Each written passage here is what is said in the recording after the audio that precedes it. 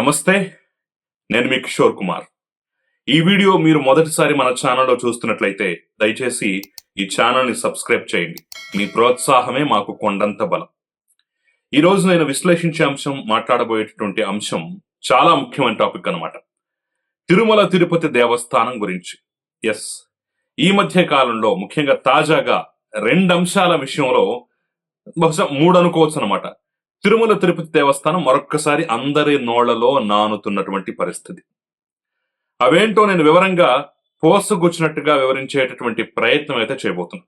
కాబట్టి ఎక్కడా స్కిప్ చేయకుండా మొత్తం చూసిన తర్వాత మీ అభిప్రాయాన్ని కమెంట్ రూపంలో తెలియజేయడం మాత్రం అస్సలు మర్చిపోకండి. సరే, ఫస్ట్ ఒక feel good factor, feel good అంశంతో మొదలు పెట్టే ప్రయత్నం అయితే చేస్తాను వీడియో. అదేంటయ్యా అంటే అంబటి రాంబాబు.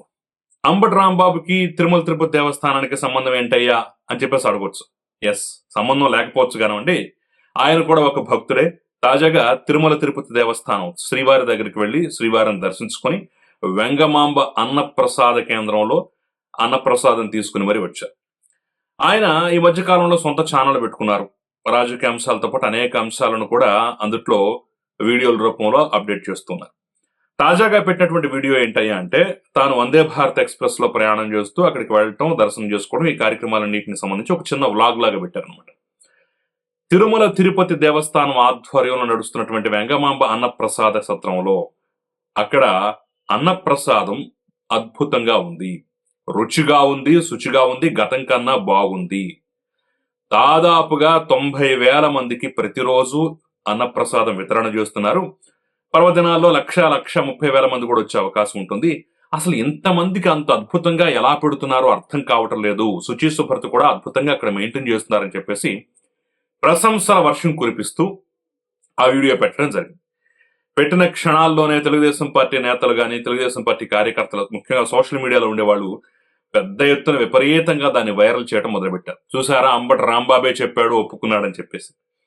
అది కొంత వైసీపీకి మరి కొంత ఇబ్బందికరమైనటువంటి పరిస్థితి. బహుశా నాలుగు ఖర్చుకున్నాడో లేదంటే ఏంటో తెలియదు కానీ మొత్తానికి నేను టీడీపీ మీద ఏం ప్రశంసల వర్షం కురిపించదా, టీటీడీ మీద ప్రశంసల వర్షం కురిపించాను. బాగుందంటే బాగుందంటాం, ఇందులో అబద్ధం ఆడాల్సిన అవసరం ఉంది. 1985 నుంచి ఎవరొచ్చినా సరే అద్భుతంగానే చేస్తున్నారు. ఇందులో మీ గొప్పలు ఆపాదించుకోవాల్సిన అవసరం ఏంటని చెప్పేసి కొంత కౌంటర్ ఇచ్చే ప్రయత్నం కూడా చేశారు.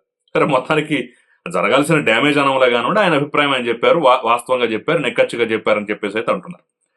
సో అది కూడా అంబటి రాంబాబు వంటి వాళ్ళు అంటాం వల్ల వేరే వేరే వాళ్ళంటే ఇంత ఇంపాక్ట్ ఉండేది కాదు. ఎందుకంటే తెలుగుదేశం పార్టీ అధికారంలోకి వచ్చిన దగ్గర నుంచి కొంత ప్రభుత్వం మీద గట్టిగా పోరాడుతున్న వ్యక్తులు అంబటి రాంబాబు కూడా ఉన్నారు. ఆయన ఈ మధ్య నీ రెడ్ బుక్ నా కుక్క కూడా భయపడదు, ఏం చేసుకుంటావు చేసుకోపో అన్నట్టుగా కొంత సవాల్ విసిరారు. పేరు నాని, అంబటి రాంబాబు వంటి వాళ్ళు గట్టిగానే మాట్లాడుతున్నారు వాస్తవం. సో అంబటి రాంబాబు మాట్లాడేసరికలా ఆ ఎఫెక్ట్ కొంచెం గట్టిగా బలంగా. ఇది వైసీపీకి ఎక్కడో డ్యామేజ్ చేస్తుంది అనేటటువంటి భావన వాళ్ళలో ఉన్నా సరే రాజకీయాలకు అతీతంగా చూడాలి. కాబట్టి ఖచ్చితంగా అది ప్రశంసగానే తీసుకోవాలి. కొంత ఫీల్ గుడ్ ఫ్యాక్టర్ కలిగించింది. శుచి శుభ్రత విషయంలో గతం కన్నా పరిస్థితి మెరుగుపడింది అనేటటువంటి విషయం అంబటి రాంబాబు మాట ద్వారా కూడా గట్టిగా తెలుస్తున్నటువంటి నేపథ్యంలో ఇది కొంత మైలేజ్ తీసుకొచ్చే విషయంగానే భావించవచ్చు.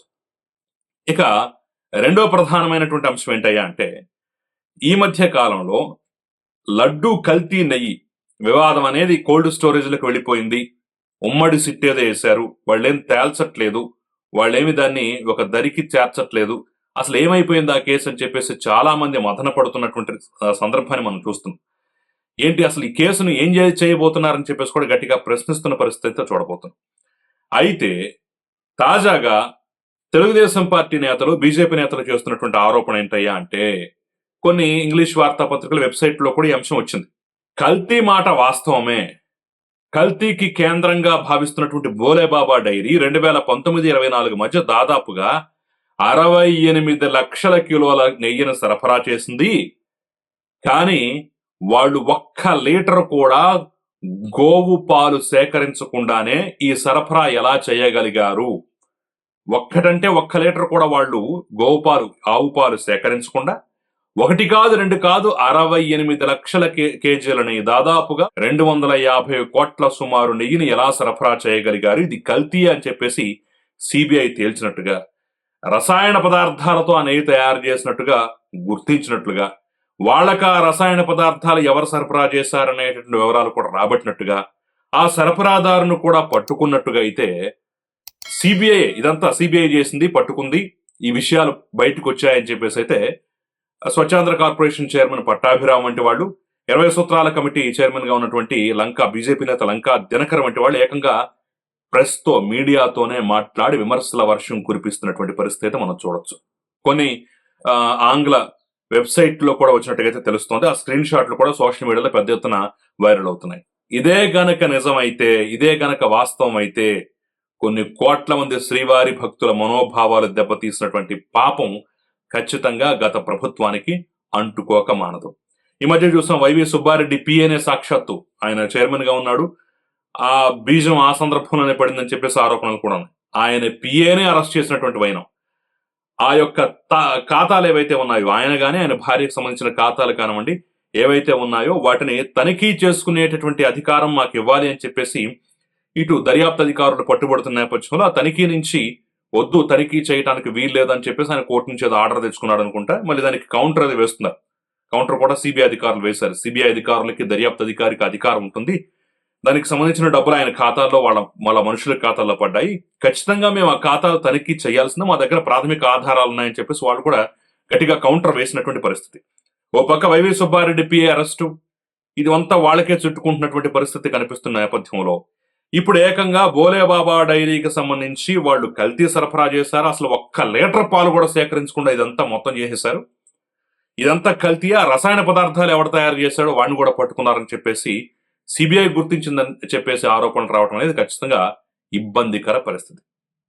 బహుశా ఈ 2 ఇబ్బందికర పరిస్థితుల నుంచి తప్పించుకోవడానికేమో అలిపిరి మెట్ల మార్గంలో అవుట్ సోర్సింగ్ ఉద్యోగులు ఎవరో మాంసం తింటూ ఉన్నటువంటి ఒక వీడియో బయటకు రాగానే పెద్ద ఎత్తున సోషల్ మీడియాలో గోల పెట్టారు.